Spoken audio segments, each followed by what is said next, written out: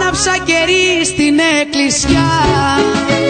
Ο αθλητικός όμιλος Ζαράκων σας προσκαλεί και φέτος στο Δημοτικό Σχολείο Ζαράκων την Κυριακή 23 Αυγούστου για μια αξιμέρωτη νύχτα πολλών αστέρων. Ευτυχισμένος, βάλτε στο τραπέζι δυο ποτήρια, πάρτε μου να πιω από τα ίδια.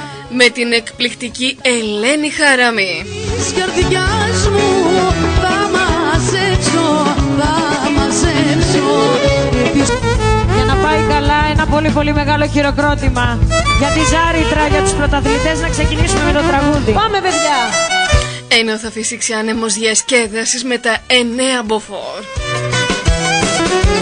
Στούπα πέφτει απαλά και μου έρχονται στο νου πολλά.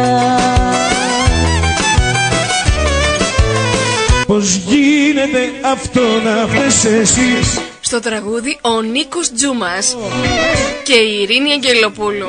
Σ' αγαπώ κι εσύ με σπρώχνεις στο κρεμό. Πώς γίνεται να φταίς εσύ και να πληρώνω εγώ? Κλαρίνο ο Γιώργος Κυριακού. Καλλιτεχνική διεύθυνση Κώστας Κασιακούρας. Όλες οι μελαχρίνες και οι μαυρομάτες, ρούσες παναδεμάτες. Τιμή εισόδου 6 ευρώ. Ελάτε την Κυριακή 23 Αυγούστου στο φημισμένο πανηγύρι στα Ζάρκα για ένα ολονύχτιο γλέντι μέχρι το πρωί.